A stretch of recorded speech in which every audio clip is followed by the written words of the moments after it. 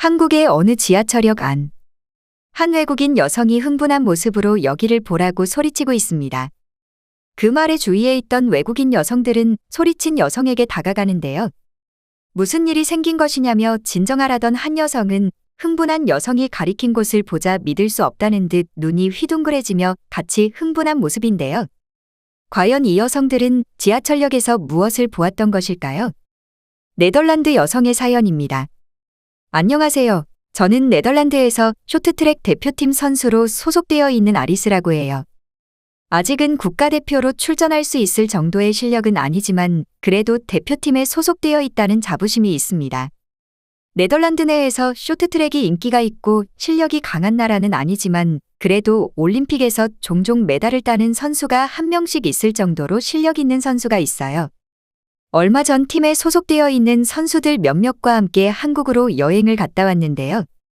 저희 팀에는 오랫동안 네덜란드 선수들을 가르쳐 주셨던 한국인 코치님이 계셨는데 지금은 은퇴를 하고 한국으로 돌아가셨기 때문에 한국을 여행하는 겸 코치님도 만나 뵈러 한국으로 간다는 이야기를 해왔죠. 저는 대표팀으로 소속된 지 얼마 안 되었기 때문에 한국인 코치님에게 가르침을 받지는 못했지만 많은 선수들이 은퇴하신 한국인 코치님을 잘 따랐고 그리워했어요. 하지만 저는 한국인 코치님과는 인연이 없었기 때문에 사실 한국으로 여행을 간다는 것에 대해서 불만이 많았습니다. 애초부터 코치님을 만나는 목적으로 가는 것이 아닌 여행이 주된 목적이었기에 굳이 한국이라는 나라로 여행을 떠나는 것이 마음에 들지 않았죠. 한국을 싫어했던 것은 아니었지만 몇 년 전 가족들과 함께 중국에서 안 좋은 경험들을 많이 했어요. 그 당시 아시아로의 여행은 처음이었기에 중국의 여행에서 많은 기대를 했으나 기대와는 달리 너무 힘든 여행을 했으니까요.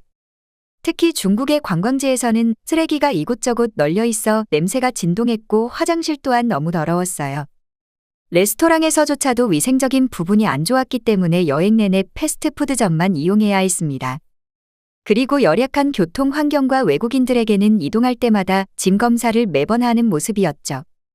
그뿐만 아니라 상인들은 저희 가족에게 바가지를 대놓고 씌우는 것도 모자라서 부당하다고 말하면 오히려 적반하장으로 소리를 지르는 사람도 있었어요. 그 이후로 다시는 중국 여행을 가지 말아야겠다는 생각을 했죠. 한국은 중국과는 다른 나라이긴 하지만 바로 옆에 붙어 있는 나라였기에 비슷할 거라 생각했어요. 하지만 저와는 다르게 대부분의 동료들은 한국 여행을 기대하는 동료들이 많았는데요. 그중에 몇몇은 이미 한국을 경험하고 여행한 적이 있을 뿐만 아니라 한국은 안전하고 쾌적하게 여행할 수 있고 발전되어 있기 때문에 편리한 시스템들이 많다면서 저로서는 도저히 이해할 수 없는 이야기를 해왔어요. 저는 결국 저희 의견과는 상관없이 동료들과 함께 한국행 비행기에 탈 수밖에 없었습니다. 그런데 한국 공항에 처음 도착한 순간부터 중국과는 다르다는 느낌을 받을 수밖에 없었는데요. 중국 공항에서는 사람이 많은 것도 문제였지만 여권을 일일이 직접 눈으로 확인하고 외국인들에게는 질문을 많이 했기 때문에 대기하는 시간만 2시간 이상이 소요되었고 그렇게 대기하고 나서도 저에게도 한참을 질문을 해와서 진을 다 빼놓고 입국 심사를 끝마칠 수 있었는데 한국에서는 디지털 스캐너로 여권을 확인하더니 불필요한 질문을 전혀 하지 않고 황당하게도 입국 심사가 10초 만에 바로 끝났기 때문이에요. 또한 중국 여행에서는 공항뿐만 아니라 기차나 지하철을 이용할 때조차 짐 검사를 하는 경우도 있었는데 그럴 때마다 하나하나 손으로 가방의 물건들을 꺼내 보여주어야 했지만 한국은 그저 스캔해주는 기계로 걸어 들어가기만 하면 되기에 순식간에 검사가 종료되었습니다. 더 놀라웠던 것은 한국인들뿐만 아니라 많은 외국인들이 여권 스캔조차 없이 자동으로 출입을 한다는 것이었는데요. 알고 보니 한국에서 단기로 체류하거나 외국인 등록증을 소지했다면 프리패스로 통과한다고 들었죠. 한국의 입국심사 시스템도 놀라웠고 처음 보는 공항의 모습도 매우 훌륭했습니다. 공항의 규모는 매우 크고 발전되어 있을 뿐만 아니라 사람이 많은데도 쾌적하다는 느낌을 받았어요. 중국의 공항도 규모는 제법 크고 좋다고 느꼈지만 한국은 훨씬 좋다는 느낌을 받았는데요. 사실 한국에 오기 전까지만 해도 다른 건 몰라도 중국이 땅도 크고 인구도 많았기에 당연히 아시아 국가 중에서는 제일 발전이 잘 되어 있고 선진국이라고 생각했었는데 실제 피부로 느낀 한국의 모습은 중국은 물론 제가 살고 있는 네덜란드보다도 훨씬 좋아 보였습니다. 하지만 공항은 대부분의 나라에서 관리하기 때문에 모든 나라가 좋은 컨디션을 유지하고 있고 처음 중국을 방문했을 때도 공항은 나름대로 훌륭한 모습이었는데 공항 밖을 벗어나고 최악의 경험을 했기에 한국에서도 크게 기대하진 않았어요. 하지만 공항 밖을 벗어나고 진짜 제대로 된 한국을 마주했을 때 놀랄 수밖에 없었습니다. 특히 한국의 지하철은 그야말로 감탄이 절로 나올 수밖에 없었는데요. 먼저 숙소로 이동하기 위해 서울로 이동한 뒤에 짐을 풀었습니다. 그리고 코치님을 만나 뵙고 돌아다니자는 소리에 지하철을 이용하게 되었어요. 네덜란드에서도 지하철의 공간은 청결하고 좋다고 생각하고 있었는데 한국은 청결할 뿐만 아니라 시민들의 안전을 보호하는 스크린도어가 설치되어 있었습니다. 종종 지하철의 취객 때문에 사고가 발생하는 모습들을 봐왔는데 네덜란드에서도 스크린도어가 설치되어 있다면 참 좋겠다는 생각을 했죠. 중국의 지하철역과는 비교할 수 없을 정도로 깨끗하고 좋은 건 물론이고 짐 검사도 일절 없으며 지하철 내의 화장실 또한 누군가가 매일 관리를 하는 것처럼 깨끗하고 청결했다는 게 신기했어요. 그뿐만 아니라 중국 지하철을 이용했을 땐 시끄럽게 떠드는 사람들이 너무 많아 머리가 아팠고 너도 나도 먼저 타려고 사람들이 뒤죽박죽 섞여 새치기를 하는 것이 일상적이었는데 한국인들은 조용할 뿐만 아니라 먼저 내리는 사람들에게 자리를 양보한 뒤에 줄을 섰던 대로 차례대로 탑승하는 모습을 봤죠. 한국인들의 높은 시민의식을 경험하고 나서야 중국하고는 전혀 다른 곳이라는 걸 깨달았습니다. 신기하게도 사람들이 정말 많았는데도 냄새가 전혀 안 났다는 점인데요. 제가 방문했던 모든 나라에서는 사람들이 많은 곳에서 특유의 역한 냄새를 맡을 수 있는데 한국에서는 역한 냄새가 아닌 오히려 한국인들에게 좋은 냄새가 많이 풍겨왔어요. 그리고 제가 탑승했던 역뿐만 아니라 대부분의 역에는 스크린도어가 전부 설치되어 있고 지하철 안에서 전화를 해도 끊기지 않고 통화를 할 수 있고 심지어는 무료로 와이파이가 된다는 사실을 알게 되었습니다. 한국은 얼마나 돈이 많은 나라이길래 스크린도어뿐만이 아니라 이렇게 와이파이까지 무료로 사용할 수 있게 해놨는지 대단하다고 생각할 수밖에 없었어요.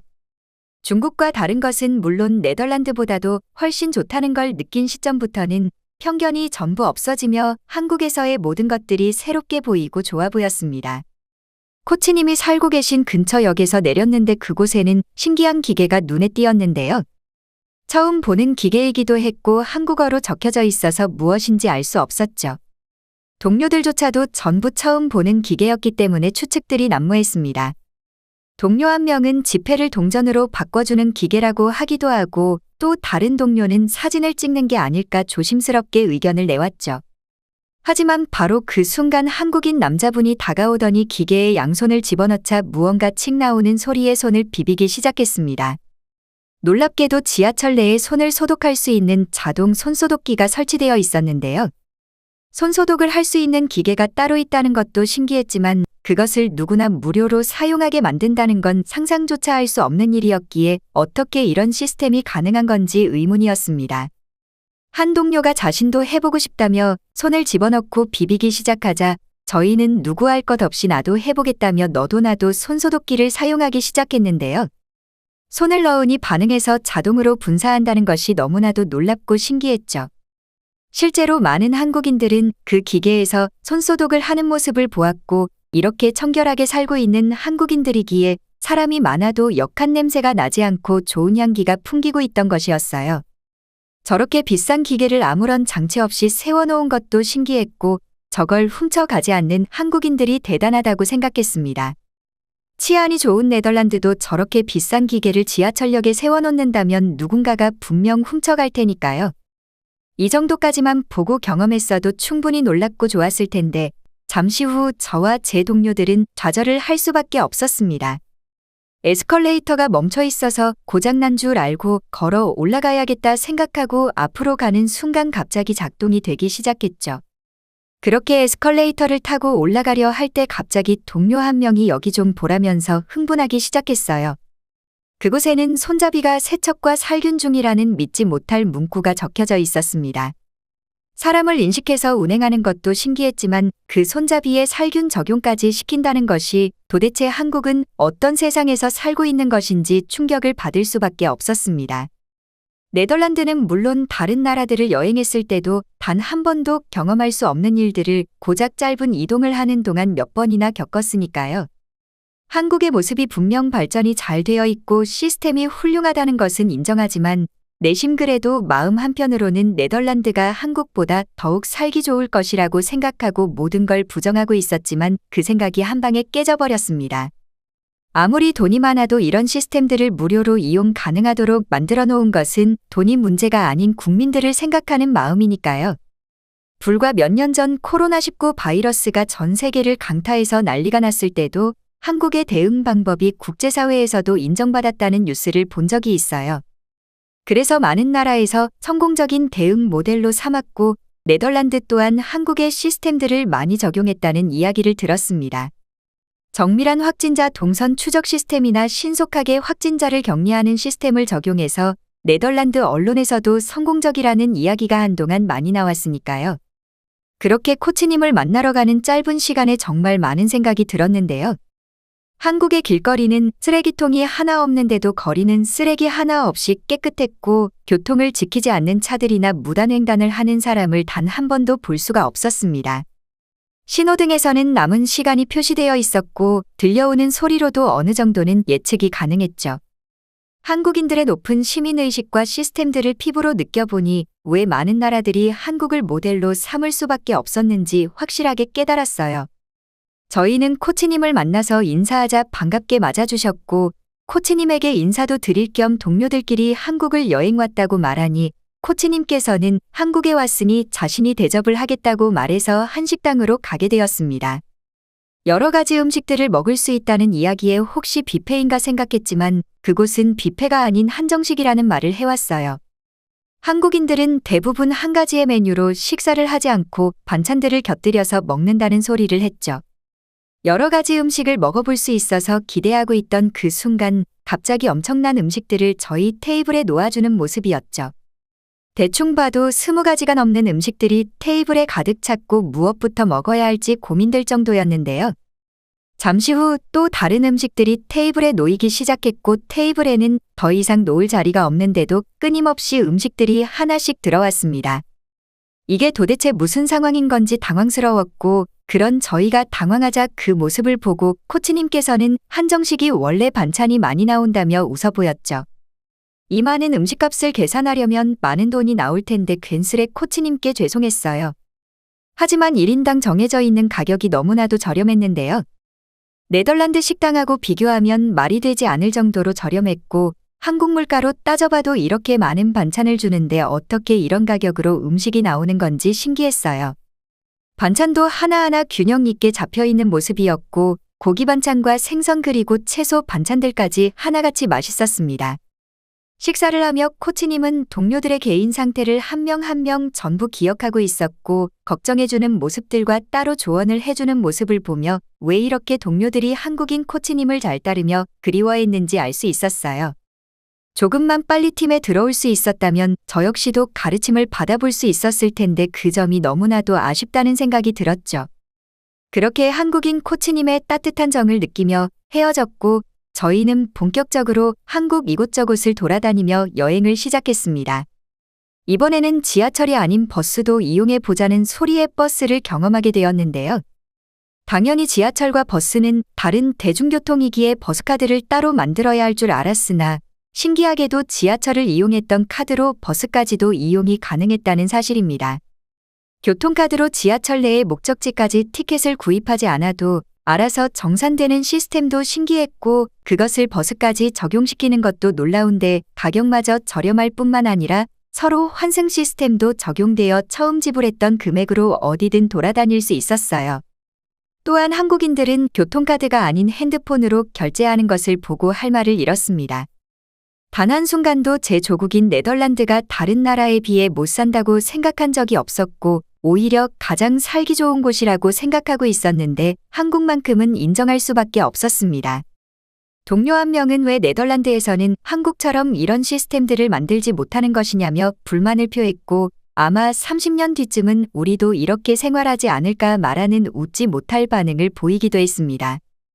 한국을 경험해본 모든 사람들이 하나같이 한국을 왜 살기 좋고 발전된 도시라고 이야기를 하는 것인지는 그것은 아마 도시에 발전되어 있는 모습보다는 평범하게 살아가는 한국인들이 일상생활에서 대단한 시스템들을 당연하다는 듯 생각하고 높은 시민의식을 가지고 생활 속에서 아무렇지 않게 적용시키기 때문이지 않을까 싶습니다.